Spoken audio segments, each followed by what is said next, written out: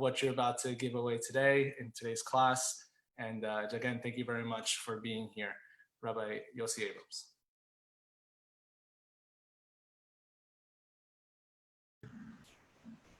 Oh, I'm unmuted. Okay. Well, first of all, it's a great pleasure. A pleasure to be here and to participate in this unbelievable event. Mendy meant a lot to me, and I'll share a few words at the end. And what I'm going to speak about in the Wellsprings of Sukkot, I want to reveal some of the hidden messages of the Yontif.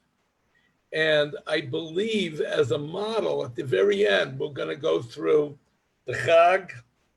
We're going to talk about the construction of the Sukkah, the anatomy of an esrog, the symbolism of the four species. And I have a totally different approach than Rabbi Rothschild. I was a little bit concerned. He may have stole my thunder, but I'm going in a totally different direction than he went. And thank God there's so many different ways of explaining things. And then at the end, I'm going to try to put it together with a message that I believe resonated through the life of Mendy. The first thing we'll talk about is the festival of Sukkot. And it's referred to as the Chag of our Simcha, Simcha Seinu. And one of the main reasons that it is called the Chag Simcha Seinu, Yontif Simcha Seinu, is because the word Simcha is written 3 times in relationship to Sukkot. It's not written at all regarding Pesach. There's no word Simcha anywhere in the discussion of Pesach. It's written once in reference to Shavuot, but it's written 3 times in relationship to Sukkot. And thinking about that, it must be that somewhere inherent in this Yontif is this notion of overjoy. And we're going to try to get to maybe an understanding of what that is. Famously is the argument in the Gemara about what were the Sukkot that the Bnei Yisrael used in the desert. Very famous debate. Rabbi Eliezer says that it was these special clouds of glory that everybody had, like this sort of like aura of Shechina that rested on a person, and that were the Sukkot. Rabbi Akiva said Sukkot mamish. They were just little huts. So let me ask a couple of questions. Where do you find anywhere in Tanakh that a cloud is called a sukkah? Or a sukkah is called a cloud? When the Torah wants to talk about clouds, it calls them clouds. The cloud would move, the cloud was over the Mishkan, doesn't call it a sukkah. So where did this come from all of a sudden that the sukkah would be translated as ananei hakavod? And even a more basic question, Rabbi Akiva. Let's talk about Rabbi Akiva. He says that the Sukkot that Bnei Yisrael used in the desert were Sukkot mamish. Okay? If you want to celebrate Pesach, you understand we were enslaved, we were beaten, it was a Holocaust of that day, the atrocities that the Jews had to suffer through, and then we're free. Okay, we drink wine, say Hallel, read the Haggadah. Makes sense. There's a lot of joy there. You would think there's a lot of joy, but there's no mention of it. Giving up the Torah. When else did we ever have an experience where the Almighty revealed himself to Klal Yisrael and gave us the Torah, gave us a means to live in this world? You would think Shavuos, there would be Simcha. Well, it's mentioned once, but we don't mean it's Chag Matan Torah Seinu. It's not a day of joy per se. But here comes Sukkot. You sit in a little shed outside in Miami in the heat, trying to eat, fight off the flies, the mosquitoes, the bees. Bees attack people in sukkahs all around the world. And they were in the desert facing all the different elements. Rabbi Akiva says, oh, that's Chag Simchaseinu. And you got to wonder why. What's so happy about sitting in the hot sun? And also what's very interesting, you ever think about this? Everybody knows that if in the sukkah you're very uncomfortable, you go into the house. I mean, I think the whole thing is uncomfortable on some level. I mean, I enjoy here, it's kind of easy. You put your sukkah on your porch, there's cool breezes in the evening, no matter how hot it gets. During the day in Yerushalayim, night is a machaya. To sit on the porch and listen to people singing from other porches or from the parking lot in front of our building where there's no more parking. There's no more parking. Every space in the parking lot is now a sukkah, or will be by the end of the week. Okay, that's kind of nice, but it's Zman Simchaseinu. I mean, it still needs a little bit. And then there's another interesting thing about Sukkot. What's the one Megillah you would not choose to read on Zman Simchaseinu? Well, certainly you're not going to read Eicha. It has nothing to do with, it has to do with a Churban. You're not going to read Megillah Esther because that has to do with Purim. Okay, got that. Shir Shirim, they've relegated it to Pesach because it talks about in a esoteric way about the leaving of Egypt. Got that. Okay, what about Mishlei? I mean, there's a lot of interesting things there. But Koheles is so depressing. I'm teaching Koheles. And my wife is always, on the side saying, oh, don't say that, it's so bad. It's a very depressing book. Everything is Hevel. There's nothing there. The whole life is worthless. It's vain. It's vanity. It's useless. So it's Man Simcha Seinu. We're going to read that book. Now, at this Shabbos, maybe you guys are going to read it the following Shabbos. I don't know how it's done anymore in Chutz La'aretz. But this Shabbos, we're going to read it, and we read it from a Megillah, and we make a bracha on it. Just like you do in Purim. When they read Megillah here, it's a bracha, and it's two brachas. Al Mikra Megillah and Shechianu. Of all the things to read, it seems like not a very happy, it's like kind of depressing. Seems to be the opposite of Simcha. Now, here's an interesting sidebar. And I have to tell you something.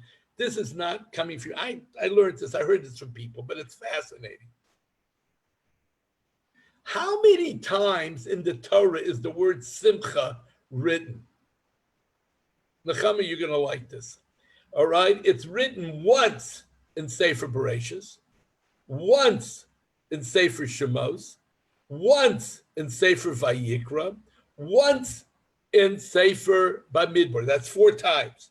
Then in Sefer Devarim, the word Simcha comes up 12 times. Okay, various usages.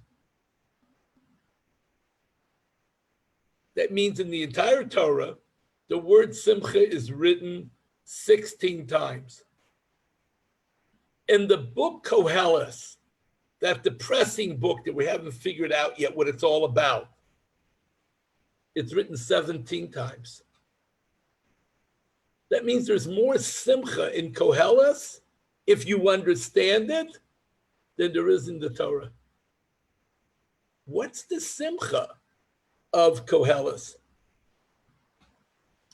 And then there's this question of why is it called Kohelet? It starts off Kohelet ben David, Melech Yerushalayim. Mishlei says Shlomo ben David. Even in Shir HaShirim, the name Shlomo is mentioned. It's sort of like a third person. There comes the bed, the apirion of Shlomo Melech. But the name Shlomo does not appear anywhere in Koheles. So what is this name Kohelet? There are 613 mitzvahs in the Torah, according to the way we believe, the way we understand mitzvahs.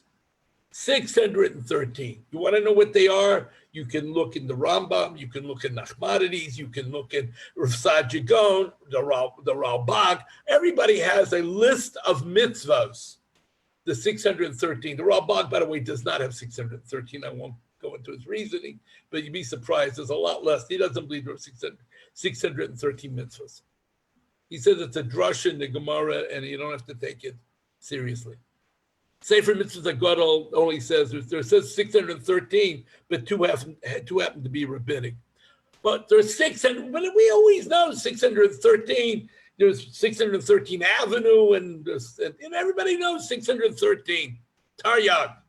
What's the 612th mitzvah in the Torah? It's Vayakel. It's the mitzvah for the king of Israel to amass all of Klal Yisrael, bring them all together in Jerusalem, and teach them Torah. It's a mitzvah once every 7 years. When is that mitzvah done? On Sukkot. Vayakel, Kohelet. All right. If you look in Tanakh, if you look in the story about the construction of the Beis Hamikdash, built by Shlomo Melech, in the parak, the 8th parak, which deals with the end, the dedication of the temple, Vayakel, Kahal, 7 times is written, and it's all taking place right around Sukkot. Hakel, Kahal Yisrael. Parshas Vayakel, the building of the Mishkan, starts the day after Yom Kippur. People bring gifts. All the Nesiim bring their gifts, and they get to work on right before Sukkot, and it's Parshas Vayakel. There is this notion of ingathering of Klal Yisrael, at least to Jerusalem, related to Sukkot. And therefore, Shlomo HaMelech, who was the first one to successfully do the mitzvah of Hakel with the dedication of the Beis Hamikdash, wrote a sefer named Kohelet, which talks about bringing the Jewish people together on Sukkot.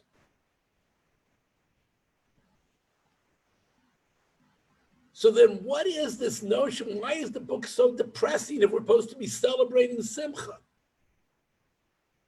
So Jonathan Sachs says it beautifully. Kohelet is a commentary on Sukkot, and Sukkot is a commentary on Kohelet. What does that mean? What is the key word? You know, there's a term, especially in learning Tanakh, called leitmotif. Leitmotif is when there is a theme in a particular parsha, in a particular episode, and if you miss the point, you need to look closely at the words, and you will see certain words are repeated numbers of times, very often in multiples of 7, because then it shows there's a major significance, like the word tov in the first chapter of Genesis, 7 times. Because the creation was good. And 7 represents a complete unit. And sometimes you have words 14 times. Sometimes as many as 35 times. They're all multiples of 7.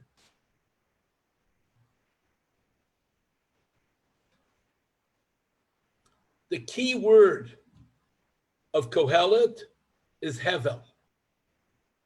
I call Hevel. Hevel Avolim. I call Hevel. What is Hevel? So we translate it as useless, vanity, worthless, futile, the whole world, all of life, it's all nothing. There's another translation of the word Hevel. And in my class on Kohelet, I have to be quite honest, I have not yet taught this, but it's important to know it. When you study words that relate to the soul of a human being, they're all related to breathing. Neshama is a breath. Linshom, it means to breathe. Nefesh means a deep breath. Take off time for your nefesh to just take it, be able to take a deep breath. Relax. Ruach, it's a spirit, it's a wind. And what is Hevel? Hevel's a breath. It's a shallow breath. It's a mere breath. You know what Koheles is about? It's the realization that everything we have is just one breath away from nothingness. Person loses his breath, he's gone, he dies. There's no breath. Everything is just dependent on that one little breath that separates the living and those that aren't living. So Shlomo Melech analyzes his world, and he says something very depressing. I've worked so hard. I'm the wealthiest man in the world. I made a killing on real estate. Man, I got every top apartment in Tel Aviv. I own them all. Sold them, made millions. I planted gardens. I amassed wealth from all around the world. But it's all hevel. Why? Because who knows what's going to be after I go? Are my children going to use that wealth for good, or are they going to destroy it? And because I'll say he saw in the future, he saw his son, the one who came after him, Rechavam ben Shlomo. He ruined it, caused a civil war in Israel. So what's the use of it all? Wisdom. I have wisdom. I write books. Who's going to read them after I'm gone? Who reads books? Great books of literature, of philosophy. Some people, maybe in a university somewhere, in some ivory tower, somebody's reading a book of classic literature.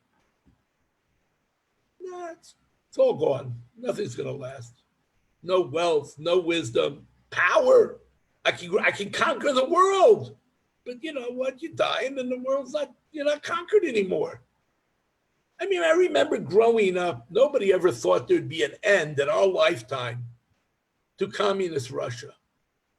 They were, I was part of that generation that used to practice getting under the desk in case there'd be an atomic war. We were scared. They're going to bomb us. You know that all the highways in America were built just to evacuate cities in case of an atomic invasion? Guess what? It never worked, because when they try to evacuate cities in the before a hurricane, they can't get the people out. God forbid those of you that left last year and ran up to Atlanta. It's a day trip. Some people were on the road for a week. But those were made to evacuate. I never believed, growing up, communist Russia, it's a world power. And in our lifetime, we saw it fall apart. Power. Stalin had power, killed 35 million people. Power. Guess what? It's hevel. Breath away from death. It can mean nothing.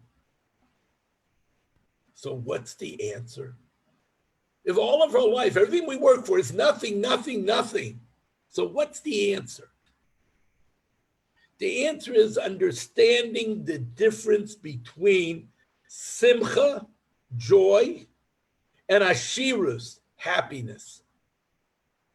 Ashrei yoshvei v'secha. Happy is the one who sits in the house and it sits in the base of medrash. Ashrei, ashirus, happiness. You know what happiness is?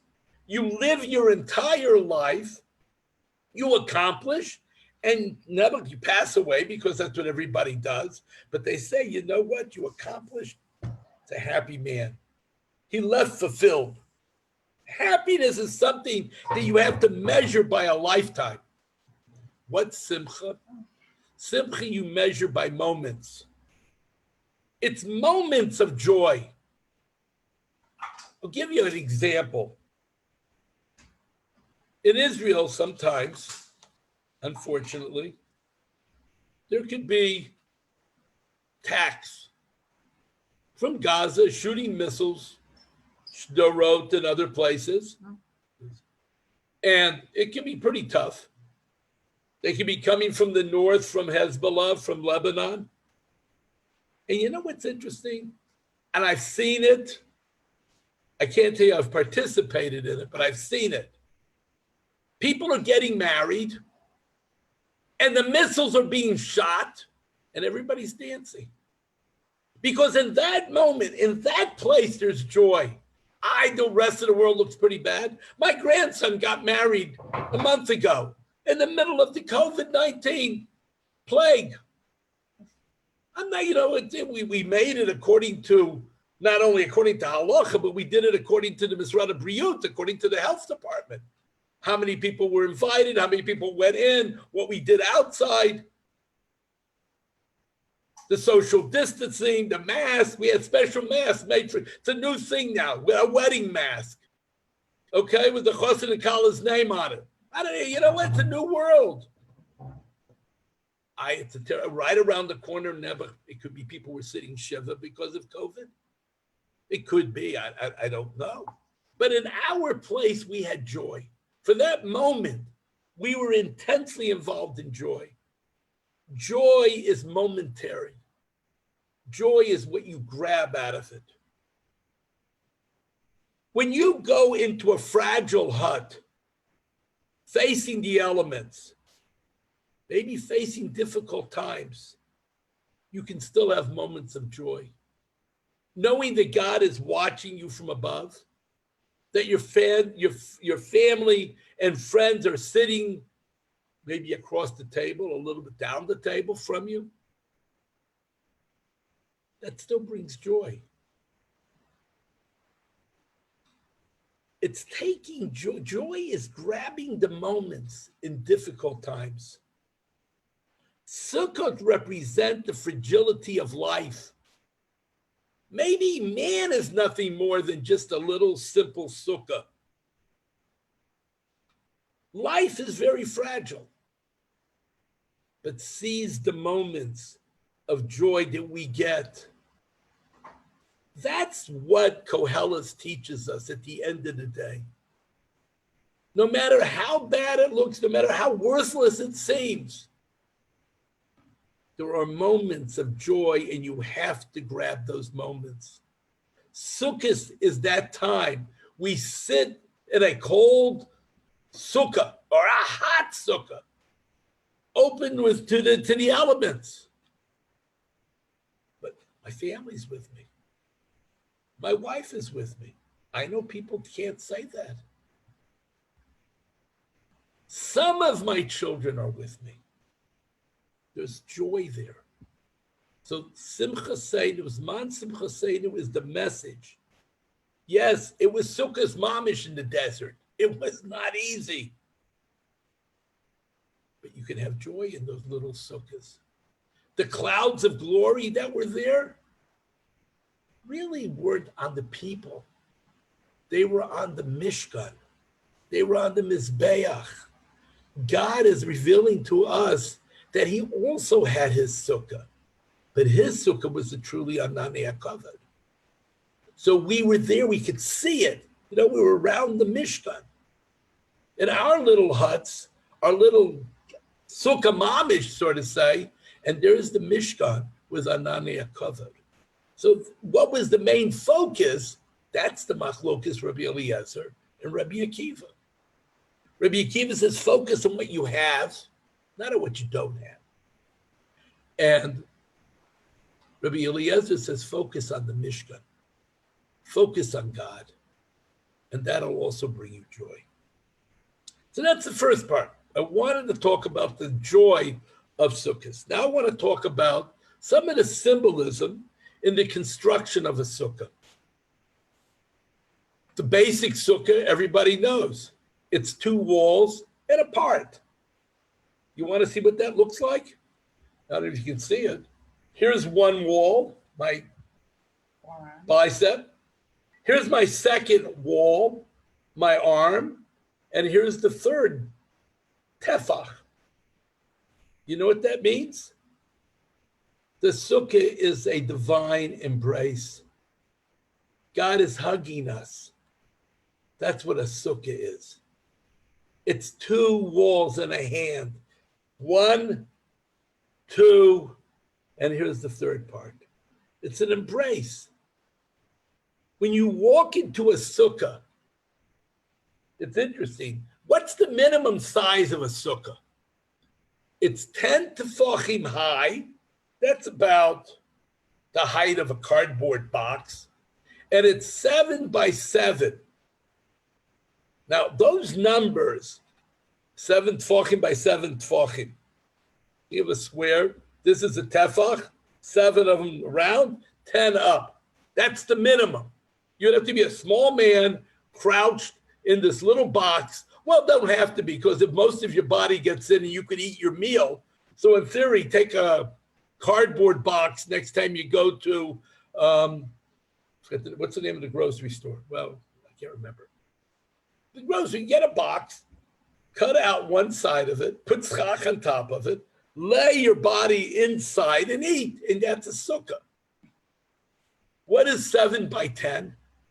10 represents, the 7 represents the physical world. Everything in the physical world is symbolic by the number 7. Why? If you think about it, everything has 6 sides. 1, 2, 3, 4, 5, 6. That's 6, but there's a point in the middle. The dead center point, that is the neshama, the spiritual. The physical world, the 6 infused with the word of God, makes it 7. That's our world. 6 days of creation, a 7th day of Shabbos. That's our world.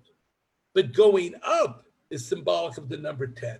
When you get into the language of sfirot, there are 10 sfirot from earth to heaven, but we only understand 7 of them truly in this world. The last 3 or 4 highest levels of understanding.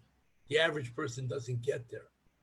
When you walk into a sukkah, that measurement, 7 by 7 by 10, you're going into infinity. Rabbi Rothschild just spoke about the only mitzvah that you actually immerse yourself in is a sukkah. You're in a spiritual place where 10 and 7 meet. When you build your sukkah, you'll notice something very interesting. There are very few laws about the walls of a sukkah. The only basic law of the wall of a sukkah is that it's got to be a wall.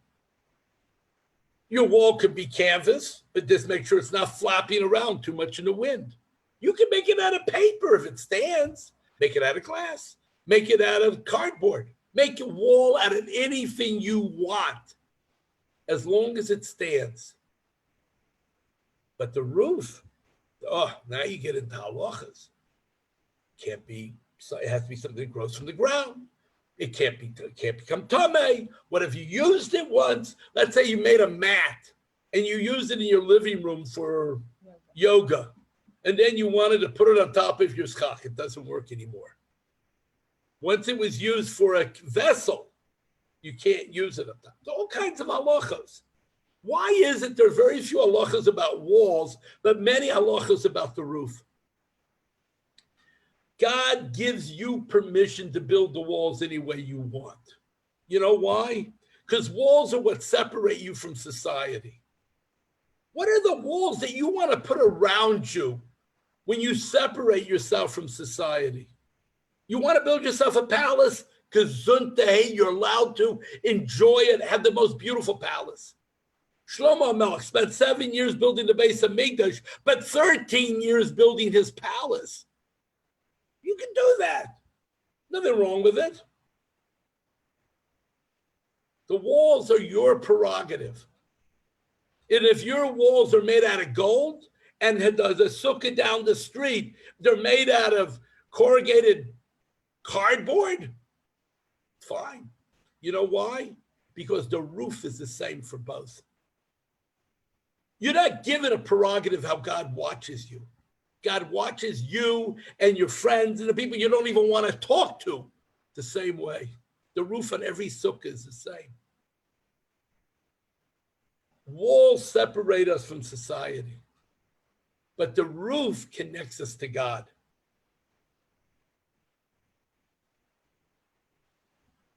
The real joy, though, of sukkahs is not who we keep out of the sukkah, but who we bring in. If you bring in God through Iskach, you bring in friends through your open door. You bring in your history, Abrams, Yitzchak, and Yaakov, the Ushpizin. You bring in your future, your children.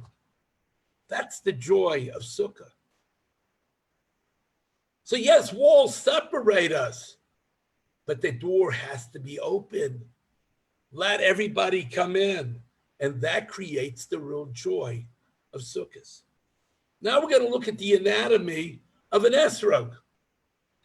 Esrog, first of all, I need to tell you something about an esrog. The word esrog is not found in the Torah or Tanakh, anywhere in Tanakh. You know where the word comes from? It's fascinating. It comes from India. In India, there are about, I don't know how many species of esrog grow in India. And they're called in India etroga. Fascinating. They even have an esrog, and I've seen it, I've had a couple of them, that looks like a hand. It's called a monkey's paw. And when the Mir Yeshiva was in Shanghai, that was the only kind of esrog they could get one year. Were these weird esrogim that have protrusions going out that makes it almost look like a hand. And they're pretty popular in India. Okay, there's a piece of information. Yeah, I don't know. I haven't seen them. They had them in the shuk. I know I once bought one in Florida at Whole Foods. Whole Foods had it. They didn't even know what it was, but I thought it was ironic. It came about a week after Sukkot. But the Torah refers to it as pre-Eitz Hadar, a beautiful tree fruit. Pre-Eitz, it's a fruit of a tree. Hadar, it's beautiful. Gemara, by the time of the Gemara already, Gemara was written in about started to be written as we know it, about 700 AD. It was completed about 800 AD. Maybe they started actually 500. It took them till 800 to write it. So in the Gemara, they already knew the word etrog. And in fact, some people, if you look at the end of the Gemara Kedushin, the last parak, there's a story where somebody called it a different word and he got criticized. Why don't you use the term the Rabbanan used and call it an etrog and not an etrogno, something like that. So you see in the Gemara, they certainly knew, and you have Parokim, you have a Mishnayos, etrog, a Gazel. I mean, so you know that they, in the time of the Gemara, they already had the term. But the Torah is termed pre-Eitz Hadar. So how did the Gemara say, what do we learn from the word Hadar? That there's a certain beauty to the way an etrog is shaped. You want to have an etrog that is is fit to use in Hallel to celebrate the Yontif. Get one that has a straight line, if you can find it, between the top of the etrog, which is called the pitam, and the bottom, which is called the oketz. The pitam. What is the pitam? How come you don't have them on apples? The truth is you do. You just don't know it. When a fruit grows on a tree, before the fruit is developed, there's a flower. The flower usually emerges around Tu B'Shvat, the 15th day of Shvat. And that's when they know how much fruit they're going to have this year. Because all the citrus trees and all the fruit trees are starting to blossom. And every blossom is a potential fruit. The petals fall off the flower. You're left with just the centerpiece of the flower, and then the fruit grows. So the pitum is the residual of the flower out of which the fruit came. What is the oketz at the bottom? Well, that's simple. That's what held the fruit to the branch of the tree, which was connected to the trunk of the tree, connected to its roots. You want to have a straight line. It should be in alignment. I was very fortunate this year. I walked into the mocher. I saw it immediately. It was perfect. And God willing, it'll stay perfect until we're able to use it. Sometimes you buy it perfect and then all kinds of iron horrors can ruin it. But anyway, it was a straight line. So I told the mocher, told the salesman, I said, I got to tell you something. You see this pitum on top? That represents the future of that esrog. That was the flower. That was going to be the new birth, the new fruit. The oketz, that represents the past. That held the esrog to its trunk, to its source. Fruit, the word pri in Hebrew, in a way is related to the English word free. What part of the tree wants to break away and be free? The fruit. You have children. What do they want? Initially, they want to be themselves. They want to grow up. And by the way, it's interesting, when the Torah says pruvu, it says it by animals and it says it by people. But there's a tremendous difference the way the pasuk is written by people than the way it's written by animals. By animals, the Torah just says, pruvu, go out, be fruitful, multiply, baby cows, baby goats, baby bumblebees, anything, just grow. Okay. But when it comes to man, it says the following, Vayevarech Elokim, and God blessed, Vayomer Elokim, and God said, pruvu. What's the extra words, Vayomer? He blessed them, be fruitful and multiply. What does that have to say? And he said, be fruitful and multiply. Those are the instructions. Don't ever think that mankind comes without instructions. Know that your children are fruitful. They want to be free. They want to break away. Know it. But therefore, uravu, be a rav, be a mentor. Give them their freedom, but hold their hand and show them how to be free. That's what it means, pruvu, when it comes to people. Animals just do it. I mean, it's spontaneous, it's instinctive. There's no thinking about it. But humans have the possibility of creating new worlds. And when you have a straight line between the future and the past, then you have pre-Eitz Hadar. Then you have a beautiful fruit. That's the Hidur. That's the hidden message in the straightness, the correctness, the alignment of an esrog. The joy that people have when they see their children growing in the way that they want, what they expect. I witnessed a wedding recently that was on the side of the ocean during COVID-19, and friends came up on a boat to wish everybody mazel tov, and that young man and that young girl were growing in exactly the way their parents raised them, the way their grandparents expected them to be. Can't be any greater joy than that. That's the straight alignment of an esrog.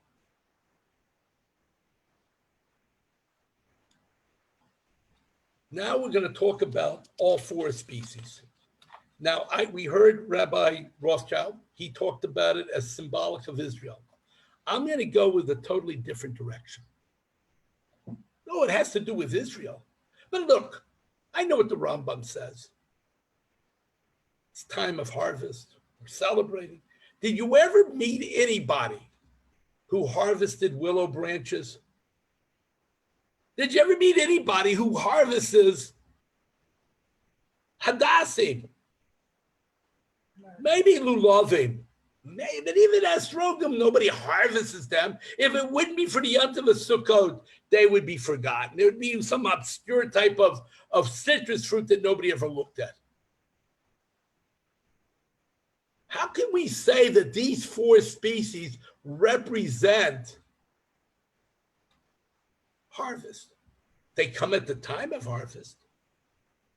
But let me give you a whole different way of looking at them. Let's imagine for a moment, you guys went on a hike in the desert, and you start to run low on water, and you start to get thirsty, and you're hot, and it gets dangerous. Every year we hear about kids who get themselves into serious trouble on hikes because they're not well prepared. And dehydration is a very scary thing. So you're looking for water, and you look out in the horizon, and you say, oh, I see it. There I'm going to find water. What would a person see in the desert that would tell him, give him an indication that there's water ahead? A palm tree, date palm in particular. The symbol of an oasis is always a date palm. Seeing water on the horizon is a mirage. It's the hot sand is what you're seeing. But seeing a palm tree, there must be water there somewhere.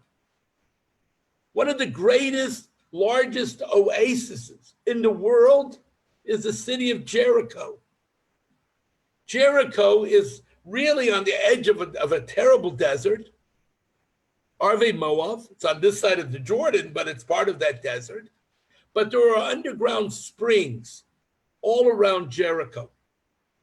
Some of them are mentioned in Tanakh. And you know what Jericho is known for? What's the other name for Jericho? Ir Tamarim. It's the city of dates. There are forests, thousands and thousands of trees. That when Israel is in good terms with the PA, that's where we get our lulavim from. And the Palestinian Authority thought that they could hold us hostage because at some point we couldn't do business with them. Well, we have our own lulavim. And actually now they're stuck because they've got millions of these trees and lulavim and nobody to sell them to. But there's a reason why those date palms grow there. It's a symbol of water in the desert. Willow branches normally grow by rivers. Rivers are where civilization begins. Many, many major cities were built next to rivers. The water was their lifeline. It was their industry. It was their transportation. It's what gave them water. And you always find willows there. So willows represent water in civilization in towns. There's a pasuk in Yeshaya that talks about the mountaintops of rivers up in the mountains, and that's where the hadassim grow. So hadassim is a symbol of water in the mountains. And what's an esrog? An esrog is a very interesting fruit. All fruit and vegetables in Israel have certain very unique characteristics. For instance, you want to grow tomatoes, you have to irrigate. You got to bring the water to the vegetables. You can't depend on rainfall. But if you have a source of irrigation, then you can grow vegetables. Trees, on the other hand, apples, pears, oranges, esrogim, anything that grows on a tree, that can live only on rainfall. and it pours rain during the winter, it goes very deep. Their roots go deep. So during the dry season from Shavuos till Sukkot, those tree fruits are still developing, still growing, and in many cases giving the most beautiful fruit. But their water comes from the rain. The Gemara tells us that an esrog is a very unique fruit because in some regards, it's like a vegetable. In some regards, it grows like a tree fruit. It can live just on rainfall, or you can irrigate it, and it will live just on irrigation like a vegetable. The Gemara talks about it. It's even a question what bracha to make on it because of that. In 3 ways, it's like a vegetable. 3 ways, it's like a tree fruit. But one of the interesting things about it is its source of water. And there's an opinion in the Gemara. Al Tikre Hadar. Don't call it pre-Eitz Hadar. Call it Eider. What's Eider? So there's a mistake in the text. It should say Hydra. Rashi says this is a word, it's the Greek word for water. Pre-Eitz Hydra. It's a water fruit because it grows on various forms from various water sources. So these 4 species take on a whole new meaning. And especially when they were coming into Israel, these people coming through the desert, they understood what these 4 species were for. Because what do we pray for on Sukkot? What do we pray for more than anything else? We pray for water. We're praying for life sustenance, water. Or we could even say Torah. That water is the symbol of Torah. Just like you cannot live physically without water, you can't live spiritually without Torah. Water is the lifeline of humanity, of all things, all organic life. The 4 species represent water in every aspect of life. In the desert, in the cities, on the mountains, through irrigation, through rainfall.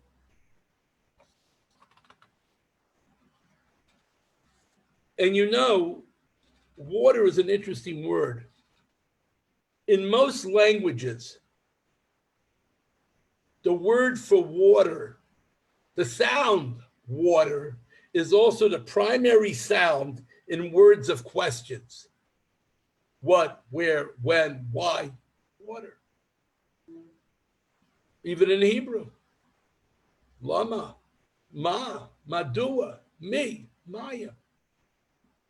And you'll find it in most languages. I'm not going to say all languages.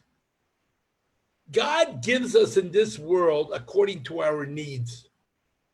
What does man need more than anything else in this world? It's air, oxygen. It's that breath, that hevel that we spoke about at the beginning. You need oxygen. You don't have to look for oxygen. It's all around us. I mean, maybe you climb Mount Everest, you'll start to get away from it. But under normal circumstances, where people live, there is air. The next thing after air is water. But we don't live in the middle of the ocean. Water already, you got to start to look for. You got to start to search for. It's man's first quest. And according to the Gemara, it's man's first prayer. It's the primordial prayer of human life, the first prayer. God created the world, everything was there, ready to go, but nothing was growing. And the Pasuk says, why not? Because man wasn't there. And Chazal say, so what if man wasn't there? He wasn't there to ask for it. The first prayer, when water? Where is water? Why is water? When are we going to get it? We have to have life. That's what the Arboretum are there to help us with. They're there, we embrace this. And 7 days we pray for water. Hoshana. God help us. God give us life.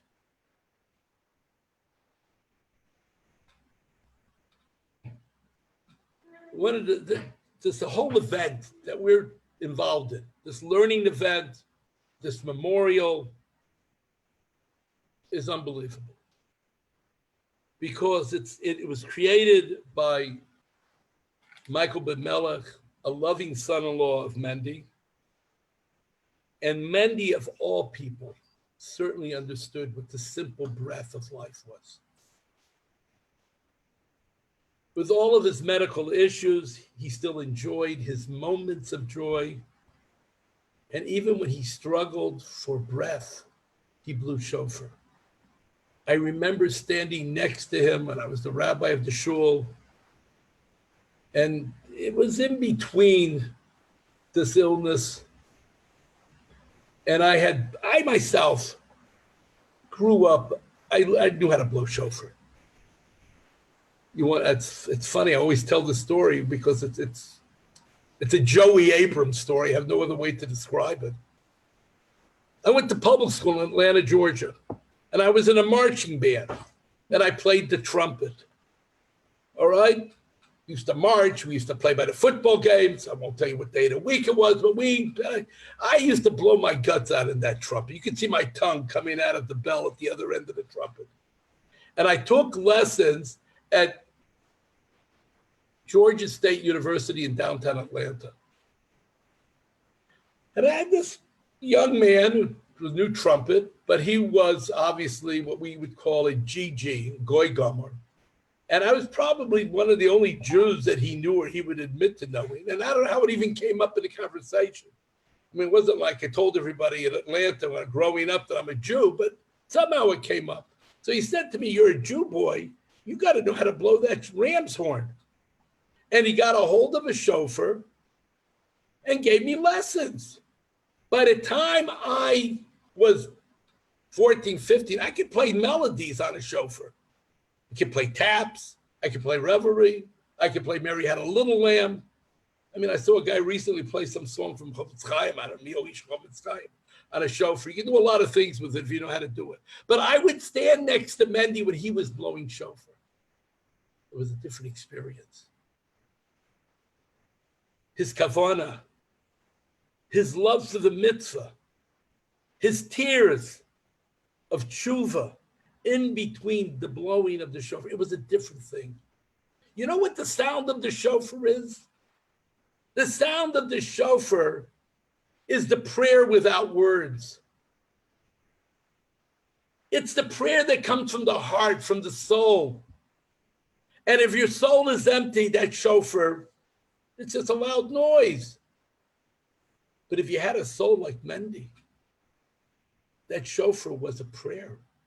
And you know, there was a mitzvah in the Torah to also make silver trumpets. And we used those trumpets when the enemy was at the gate, when there was a famine, there was a Magefa, there was a COVID-19. You blew trumpets. What's the difference between a trumpet and a shofar? A trumpet is man-made. And it's man calling God, help us, we need you, come back to us. You know what a shofar is? It's a natural instrument. It's God calling us. Are you doing what I want you to do? Are you standing firm with pride for the Jewish people?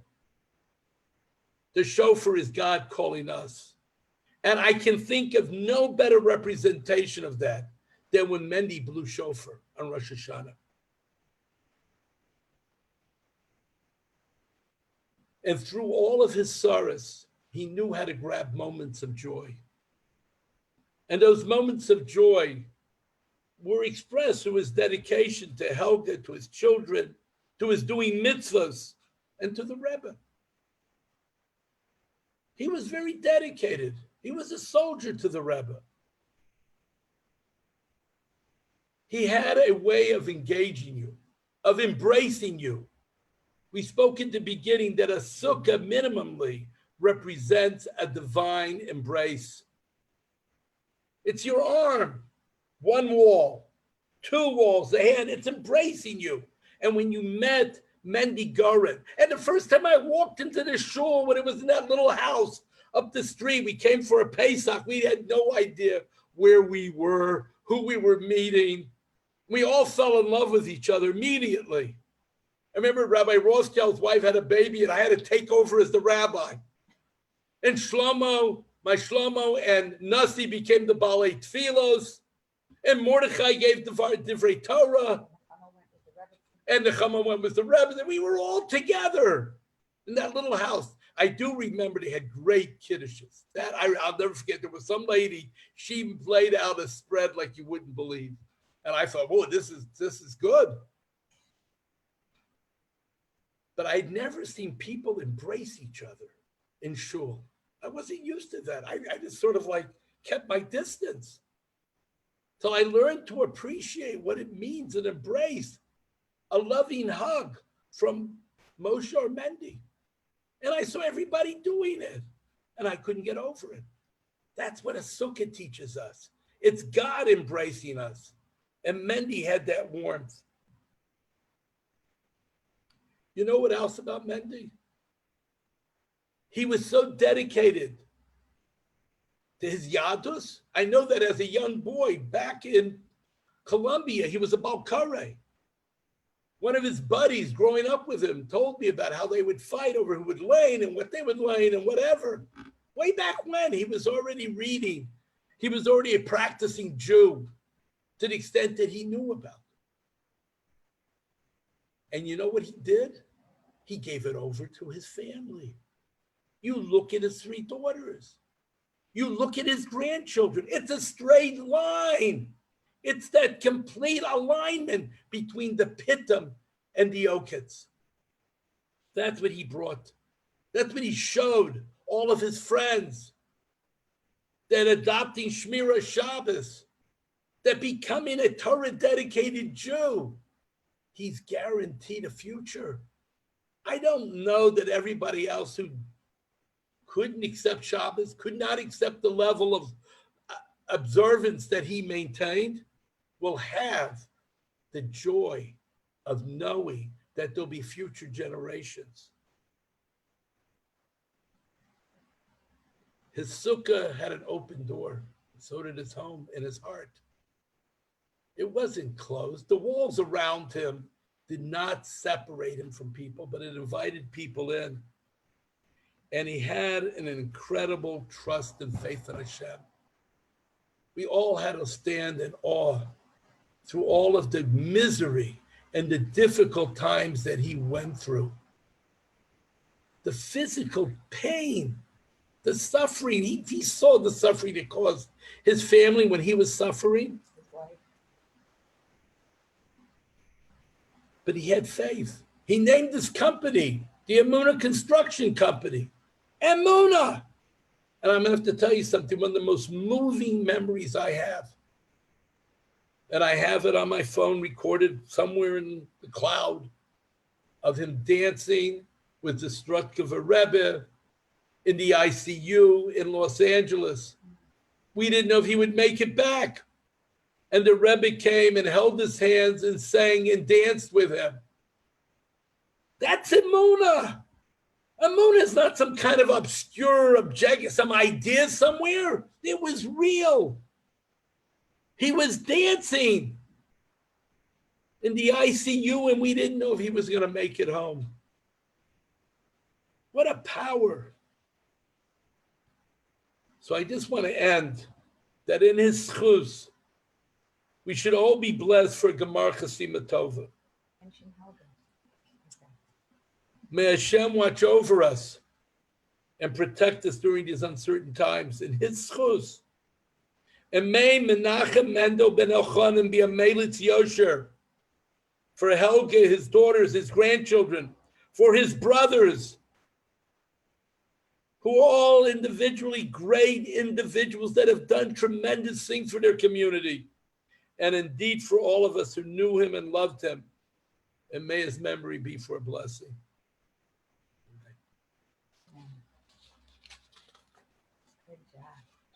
Thank you very much, Rabbi. Incredible Dvar Torah.